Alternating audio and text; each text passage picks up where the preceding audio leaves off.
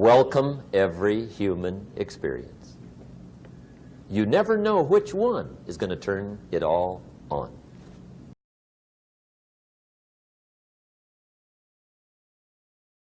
Let me just quickly give you a list of 4 emotions that can change your life in one day. Emotions are powerful.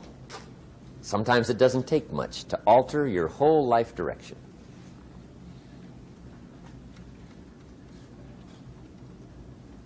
Okay, here they are. Number 1, disgust. Powerful emotion. Disgust says, I have had it. See, that could be the day. The day you can say, I've had it. And whether you've had it with something small or something major, the day you can say, I've had it, may not be the day it ends, but the day it begins. That's what I said when that little Girl Scout left my door when I'm 25. I give her the big lie, she leaves, I say, I don't want to live like this anymore. I've had it with lying and being broke. Powerful day. The man's finally had it with mediocrity. He's had it with being a loser. He's finally had it with those awful sick feelings inside, knowing his wife is at the grocery store looking at 2 cans of beans, one marked 37 cents, one marked 39 cents. And the guy sick inside knows his wife's going to buy the 37-cent can, and she doesn't even like the brand. Do you know why she's going to buy the 37-cent can? To save 2 cents. The guy sick inside finally says, I've had it. Being on my knees in the dust looking for pennies, we're not living like this anymore.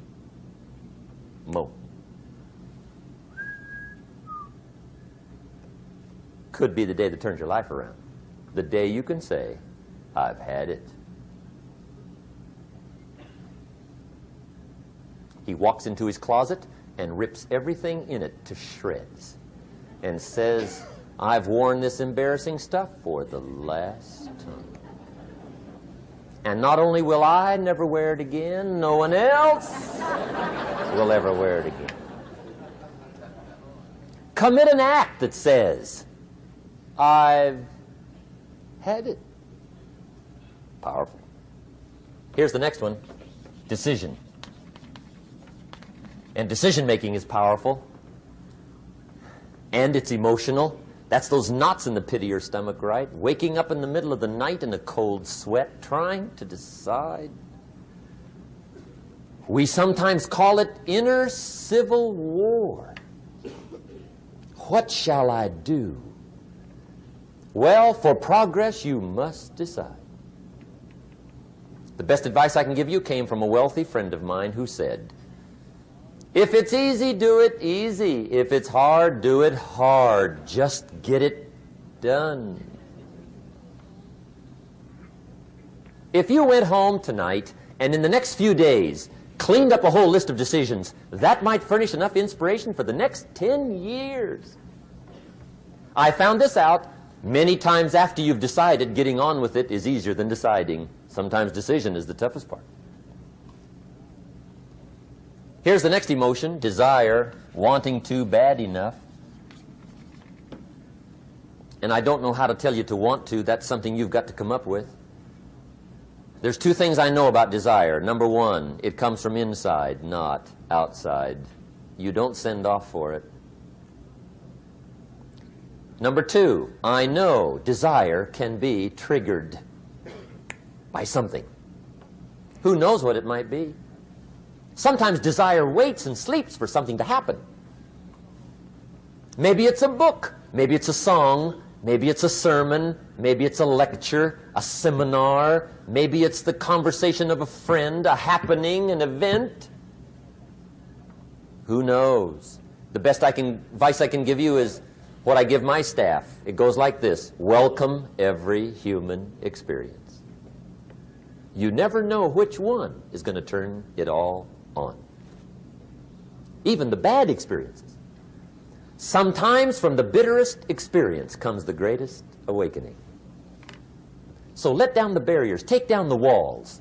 The same wall that keeps out disappointment keeps out happiness. Let life touch you. Don't let it kill you, but let it touch you. Here's the last one. This one's powerful. Resolve. Resolve says, I will. Two of the most powerful words in the language. I will. Benjamin Disraeli once said, nothing can resist a human will that will stake even its existence on the extent of its purpose. Shortly put, I'll do it or die. See, that's powerful. That could be the day that turns your life around. The world has a strange way of stepping aside when somebody says, I'll do it or die. The man says, I will climb the mountain. They've told me it's too high, it's too far, it's too rocky, it's too difficult, it's never been done before, but it's my mountain, I will climb it. Pretty soon you'll see me waving from the top. Or dead on the side, because I ain't coming back.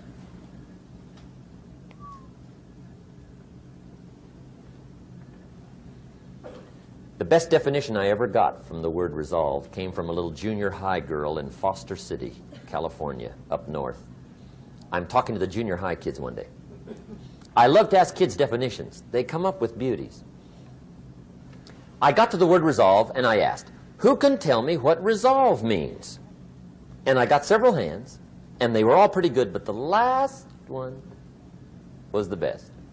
Little girl, about 3 rows back, held up her hand. She said, Mr. Rohn, I think I know what resolve means. I said, darling, what do you think it means? She said, I think it means promising yourself you will never give up. I said, that's it. Webster, stand aside. That is the definition. Promise yourself you will never give up. I asked the kids, how long should a baby try to learn how to walk? How long? How long would you give your average baby before you shut him off? How long? See, any mother in the world would say, you're crazy. My baby's going to keep trying until it learns how to walk. What a magic formula. Now let me show you what triggers all emotions into activity that brings results. And results is the name of the game. Here it is. Action. Finally, you must do something about how you feel.